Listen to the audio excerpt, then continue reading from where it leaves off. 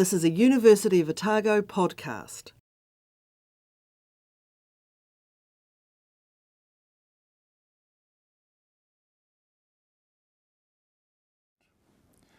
Big data, what's it all about? It's exercising large databases. And it sounds like in the last couple of years it's something new, but it's not. It's been around for more than 40 years. And when I was in Washington in the intelligence community, we used it. And we were using it then. I'm sure that they've gone miles and miles ahead from where they were at that time. Our limitations then were the amount of storage that we could store, but we had deep pockets, so we could afford it. The amount of the speed of processing was our limitation in the main, and of course we had the biggest, best computers that money could buy, and many of them. So we were able to do it in the intelligence community, but it didn't really transport over to the business community until the last few years, where the price of processing and the price of storage has gone down, down, down, and it makes it possible now for businesses to use this. So now we see big data. I always like to talk about the prize. I'm a security guy. I didn't hear what you said about me. I was too busy focusing here. I'm a security guy, and I've been in security for a long time. Hey? I got it right. I said data security. So. Well, all kind of security. So when I talk about security, people say, "Well, you can do this and you can do that," and say, "Well, what's the probability?" You know, you got to link the probability with the prize. And so, what's the prize? In big data terms, the prize is your profile, your information, the information that's collected about you by flybys or the banks or the credit card companies or Google, for example, or all the rest of them. There's lots of them out there that are collecting information about you. And much of that is being collated together so that you have a very valuable profile.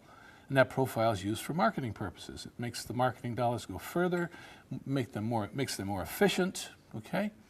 Privacy is not a universal set of values, however. So we all, each of us look at privacy from a different point of view.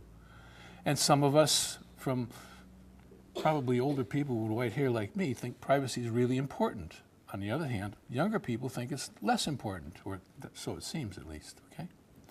So if it's not important to you, then big data is nothing to worry about. Who are the actors? Well, there are three basic actors out there. The intelligence community is one of the principal actors. It's the biggest one. It's been working at it for, like I said, more than 40 years. And that's by all different countries. They're developers of big data tools, the tools of analyzing and putting together large databases and getting the most out of them. Businesses around the world are beginning to do that and have been for a few years now. And they're big data set users as well, and they develop their own tools. And then the independents out there are the developers of big data tools. So they make their money on the provision of the tools that these other actors use. So what do they use it for? In the intelligence community, thanks Mike. They use it to better protect and defend the nation's security interests. That's what they use it for, or at least that's their claim to fame, okay? And they're looking for lots of different things. They're looking for relationships between people, mainly. They're looking for relationships between places and actions and things and all kinds of stuff. So they're putting that together, and from profiles that they've drawn from all of us, because we all of us are on their database, they can draw some conclusions based on some agenda or objectives that they have. In a business sense, we've heard about a number of uses of big data, but in the main, big data is used for marketing. Because if I can spend $100,000 to get to the people who really want to buy the product, then I get more efficiency in my marketing dollar, don't I? So rather than send out 1 million advertisements, if I can send out 20,000 to very tightly profiled audience, then I'm going to get the maximum out of my advertising dollar. It goes to the bottom line. So it's really important for them. Independents make profit from the development cycle. And I haven't put here the bad guys, which we probably should think about, but we'll talk about those later. And there is a place for the bad guys. The intelligence communities collect everything, and I mean everything. They collect whatever you're doing on the telephone, on the internet, and they have relationships with Microsoft and Google and Yahoo and all the rest of the players out there. So they collect everything about every one of us that they can. And the notion that they only collect metadata from cell phone is probably a patent lie. The activity is there, they collect it, they've got the space and place to hold it, and the ability to analyze it. So it's happening. I'm not trying to make everybody paranoid here. This is just facts of life. This is easy to prove and see. So it's not about, I'm not trying to scare anybody. You should know what's happening out there. This is an example of just some of the things that are happening in the U.S. Government, but they impact us because they're collecting that information about us. And well, GCSB can access that as well, and they do. So there are lots and lots of programs. Let's go on with one of them, Prism. This one emerged a few years ago, and it turns out that Microsoft's a player, and all the ones in blue there are players, and many more as well. And they provide all kinds of information to the intelligence community about data and clients and people that they deal with and collect data on. And that's a very lucrative source of information. Now, that's not telephone conversations. It's not necessarily internet activity of some kinds, but it's many kinds, like Google, provides lots of information. For those of you who like Google, they collect and manage and analyze every single one of your queries. And they on-sell that information to other businesses who can make use of it for building your profile. For those of you who think Gmail is free, in touch with reality, nothing is free, air, but that's it. Google is not free. What you do, how you pay Gmail is not free. How you pay for Gmail is with your emails. They take and use deep packet inspection, which is a technique of looking at the contents of each and every email that goes through the Gmail system. And they analyze that content, again, put it into a profile, and they sell that information to businesses so they can on-sell to you their products, whatever they are. So just remember that every single Gmail email that you send or receive, it's been analyzed right down to the last full stop that is in the information contained in that email. And that's how you pay for that free service. Lucky you. XKey Score is another program. There's only a couple I'll go through. I won't bore you with too many, but it looks for captures telephone numbers and emails and all those things that you can see listed there. And that's quite a lot of information about an individual. And so when you're building profiles, you want to have as much as you can obtain about an individual to be able to make use of that to then do whatever you want to do with it.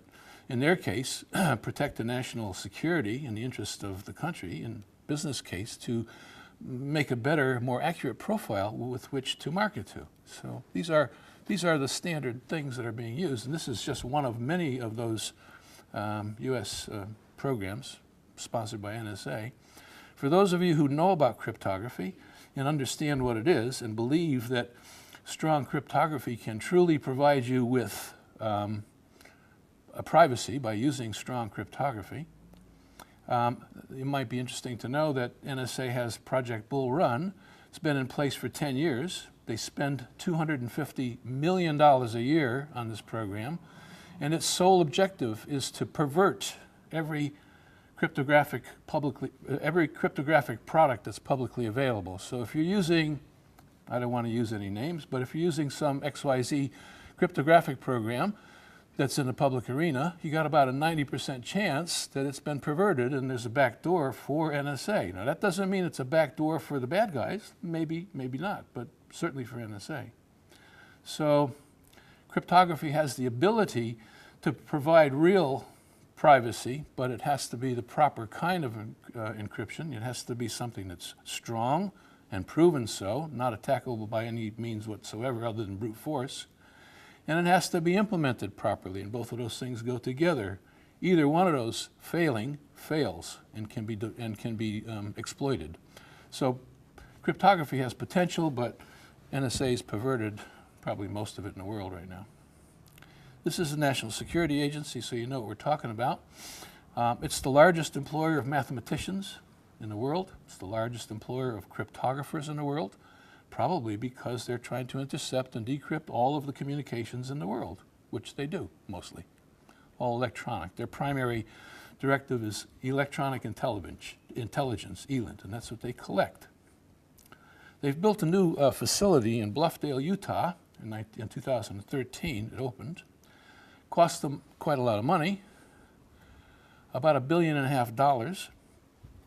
that's Bluffdale. And Bluffdale, I have to get my note here, if you just give me a second. Bluffdale can hold 5 zettabytes of data. Anybody know what a zettabyte is? I had to look it up. I've been in the business for 56 years. I had to look it up. What's a zettabyte? Never heard of it. Exabytes. Here's an example of what I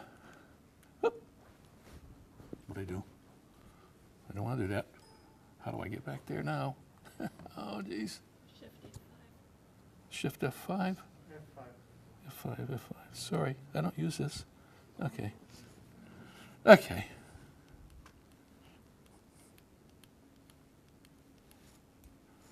Okay. So, I was looking for the laser. Where's the laser? The top button? The top corner here?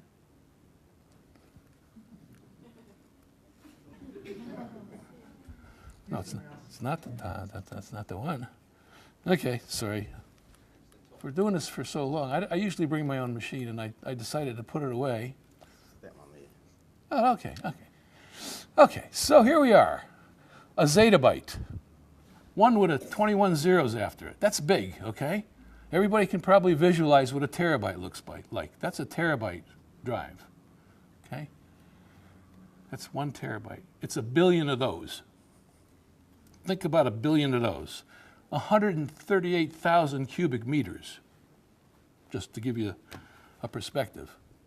And they can hold 5 zettabytes of that, okay? So we're talking about a lot, more than all of the information that's created every year combined can be held there for years and years and years in advance. And they don't throw it away, they don't delete it, they keep it. So they can go back, if they need to, and find out who I was, or who you were, or who the next person was, who may suddenly be a suspect or a target of interest, opportunity. So this is their place, their repository, where they store all of this stuff. It uses 65 megawatts of power. It's 1 zettabyte, just another zettabyte connection. I have to read this because I don't remember all of this. It's equivalent to 100 times the total content of the Library of Congress.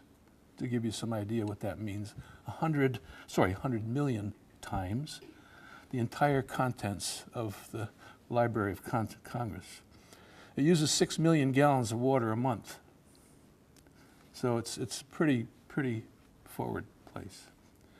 Okay, so governments and others would argue to you and me and everybody else that if you have nothing to hide, then you have nothing to fear.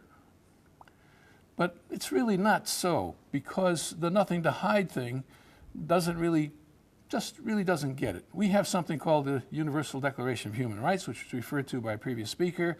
And this is the article that's important right here, Article 12. And it's very specific. We have the right to privacy. It's a human right. It's not a privilege granted arbitrarily by some government. It belongs to each and every one of you. And New Zealand was a signatory to that. It was promulgated on the 10th of December, 1948 at the United Nations. Okay, so the nothing to hide, what is it? Nothing to hide is an intimidation technique to make you feel like you're bad if you don't reveal whatever is required or asked for or demanded, okay? What happens is it's somehow equated to being something secret, something you want to keep private or secret is criminal or bad in some way, okay? How many here don't have a door on their toilet? Well, what do you got to hide, right? Nothing to hide, right? You see how stupid that is, right? So the idea of when somebody lays that on you and says you've got nothing to hide, well, you got to take a look at what their objectives are. Their hidden agenda may be very simple, and they want the information at any cost, and they use this to intimidate. Richelieu said, if you give me 6 lines written by the hand of the most honest man, I will find something in them with which to hang him. And that's true. We can say the most innocent things, all of us, that could be used against us. So you got to be careful about what you say and what you reveal. In the intelligence community, without independent oversight, there will be abuse. GCSB violated the law and surveilled somebody without the proper authority to do so. And how did we deal with that? The government of the day retroactively changed the law to make it okay. That happens in places like Zimbabwe, North Korea. Not New Zealand, but it did. That's how we deal with it here. Improper use of their authority and probably the oversight is lacking as a result of that. Okay? So what happens when we have continuous surveillance, which is getting more and more common in almost every sector of society today? We're constantly being viewed by cameras. They're everywhere. Most of them, or lots of them, you cannot see because they don't have to be visible. They can be hidden behind infrared filter material that our eyes can't see through, but the camera can see through. And so many cameras you don't even know are there because they don't show. Every time you go through immigration, you're being photographed, and your photograph is being checked against the facial recognition software to see if you're on their wanted list.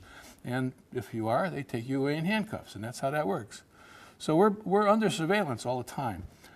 Every one of your cell phone conversations is being recorded at Bluffdale, I'm sure, and all the metadata, what they admit to recording, and all the rest of it. And everything you do on the internet goes through 4 or 5 main switches in the world. 90% of that is all connected up to NSA. They collect it for you. So what happens after a while when you're under constant surveillance? It alters our behavior patterns. It alters how we actually behave and how we speak. And I see today people being really careful about how they use words. Political correctness gone mad, but it's in part instigated by the fact that we're all under constant surveillance, and we're afraid that if we do say something that's politically incorrect, somebody's going to get offended, and then what? Well, we're going to have to pay a penalty or a price. Okay, so anyway, let's think about privacy is a human right, not a privilege, okay? And it's your choice to keep private what you choose to keep private, not what anybody else says you can or cannot. Okay, so that's one of the actors. Let's look at the other actors. In the business community, it's all about money. And they pay lip service, all of them do, and I was a successful business entrepreneur, made millions of dollars, and lost it all too, but never mind. It's part of life's little game. In any case, it's all about money. Whatever they say, it's humanitarian, and I'm doing it for the people. You're doing it for the stockholders, and they want a return on the money. That's the bottom line. They can dress it up any way they want. It's about the money. So how does this work for business? Well, in the business community, there are lots of sources of data. Let's take a look at Google again. As I mentioned already, Google, Gmail, loyalty programs like Flybys, which were already mentioned, credit card data, and all that sort of stuff is being collected about each and every one of us for all of the transactions that we make using those systems, and many more. Public records are available for automobile ownership, land ownership, voter registration, all that sort of stuff is available, and probably many other things that I can't think of off the top of my head. Buy a Samsung smart TV, and it's got a built-in camera and 2 microphones. One of them's in this TV itself, and the other one's in your remote, so it can listen to you and give you a better experience. Absolutely. And they were called on the carpet for it. It was in their agreement, their sales agreement, that you agreed to that. And it says in there, we're going to share this information with a third party. They don't say who or why or what, but they're going to do that to make you have a better experience using their television. Now, they've since corrected that problem, apparently. LG had the ability to turn it off. And you turn it off, it still worked. It's still collected. So, yeah. And let's not forget your mobile phone. This is not about mobile phones, and I'm not here to talk about mobile phones, but I can't resist talking about it for just one little minute, okay? Mobile phones are not secure at all. No matter what your mobile phone company says, they are totally insecure. And when I give speeches, I gave one last 2 weeks ago in Canberra at the Australian National Centre for Forensic Studies, and talked about mobile phones not being secure. And I show 16 actual real risks that mobile phones are at risk from, that can be perpetrated by anyone who's technical and knows how to do it, and another 5 or 10 that are done by governments. And while your mobile phone company, whoever they are, if you're using a GSM system, say, well, all your stuff is encrypted. Sure it is, by junk software that can be defeated by anybody who knows how. So your mobile phones are a good source of information as well. Not only do they record where you are all the time, but that information is transmitted back to Google, probably, or anybody else who's asked for it, that you happen to have their application on your phone. Studies have been shown that 50% of all applications are reporting information back to their masters that you didn't really expect to be reported back. Things like your calls and where you are at that moment and what you do with your phone and stuff like that. So these are some of the sources, and there are many more, for big data. All this stuff is collated together so it can be accessed. Okay? Microsoft just delivered several months ago now, Windows 10. What a wonderful operating system. How many people got it Windows 10? Okay. Did you read this where it says in their policy? We will access, disclose, and preserve personal data, including your content, such as content of your emails, other private communications, or files in private folders. Why would an operating system need to do that? It's just meant to operate your computer for you. Think about it. Someone said that all the stuff that Microsoft is doing to protect us, yeah, well, that doesn't look very protective to me. I'm not sure what good faith means. Legally, there's a definition, but it's pretty vague. I already talked about the 2 televisions. Let's go back. Mobile phones. I talked about most of that. All of these things that come together to enhance your profile. What that does is it makes the big data more accurate about you and more able for you to be marketed to. Really, that's what it's about. Let's make a buck. Let's not talk about giving you a better service. It's about marketing to you to get money from you. Now, for me, I think marketing is an intrusion, and I'm sure there are marketing people who would say, well, that's my whole livelihood. That's how I make my money, and it's an important thing, and people have to make a living. And I don't criticize how anybody makes a living, so good for you. But I don't have to like it, and I don't have to do anything to make it easy for you. Now, if you have an Android cell phone, you can download something called MockDroid from Cambridge University, pretty credible source. And when all of those applications ask for your location and other information that they shouldn't be asking for, it lies. Why not give these people bad information? Do you know, when you lie on a government form, that's an offense. When you lie on a business form, so what? Who cares? Do they really need to have all that information? Why do you think they do that? To make a better profile so they can market to you. There are attacks out there of large databases, and here are some examples, but there are many, many of these. So let's just think for a minute of all the companies who have big data. Sony just got attacked a couple of years ago. We heard about that. North Korea attacked them. Took 100 terabytes of data. Think about that. That's an awful lot of data. What do you think the person who stole that data did with it besides embarrass Sony? Now, if Sony was collecting personal information about lots of people, even their staff is enough, a bad guy could take that information and maybe clean out their accounts, bank accounts, credit card accounts. If they don't have that information, maybe they could steal their social security number, the date of birth, where they were born, and suddenly they have stolen your identity. You know, identity theft is one of the most common and one of the fastest growing crimes there is in IT right now. So if your identity is stolen, what happens? You have 3 to 5 years of hell trying to get it fixed. You can lose money, because they may steal from you directly or indirectly.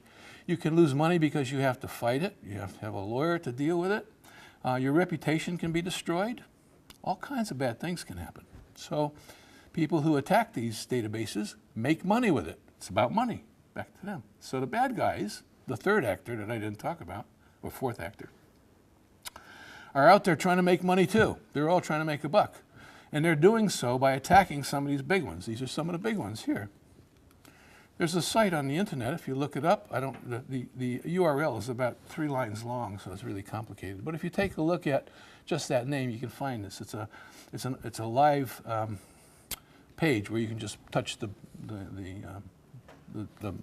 space here, and it gives you all the information about the particular one. Target is a store change in America. Target lost 70 million records, okay? A lot of them.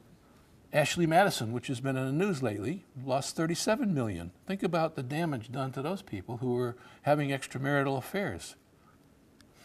Suicides, divorce, all that stuff because of that theft, right?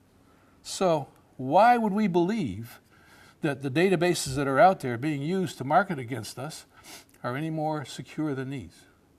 They are not. And that means that if your data, my data, because my data's out there too, I'm not aloof from it, even though I know a little bit about it, they're still getting a lot of my stuff too. I'm not going to be any better off than anybody here, basically. What's to stop somebody from taking one of ours or all of ours, our personal identities, and using them for negative purposes and making money for somebody and hurting us in the long run? It ends up being not if it's going to happen, but when it's going to happen. Okay? I don't believe that any of these businesses that claim to be secure are really secure. And here's an example. I was asked to be a referee on a penetration test on a North Island. And the penetration testers came in, and they had to get a get-out-of-jail-free card. You know, they had to get a big contract that said if they were caught by the police breaking into the network, they had permission to the company to do so. It was a test, and so they did that. And as referee, I had to follow them. And it was really interesting. Not when I say follow them, I had to track what they were doing. And at the end of the day, I had to give my opinion saying whether they had actually achieved their objectives. That is, breaking into the company and being able to get at things, not actually exploiting anything, but being in a place where they could exploit this or that or the next thing. And at the end of the day, I was impressed because these guys are really good. And they got into this big company. I wouldn't want to say the name of the company because I'd probably get sued or something, but it's a really big company in New Zealand. The report, I made my report as a referee, got paid, like that part. That's a good part. They got the report, the company got the report, and I never heard any more. So that was good. It was a good way to make a buck. 2 years later, the same security guy from the company called me up and said, we're going to run the exercise again. We want to see what the differences are after 2 years of they knew about it and what's changed. And we ran it again, and I was a referee again. I watched these guys do this thing again, and they blew through every hole that was there before. Not one was fixed. Not one. Not one. Not only that, this company had special connections with government. Not one government agency, several government agencies. And they were able to port there, which means they could get through. And they could have they didn't do that because that would have been a big no-no, you know.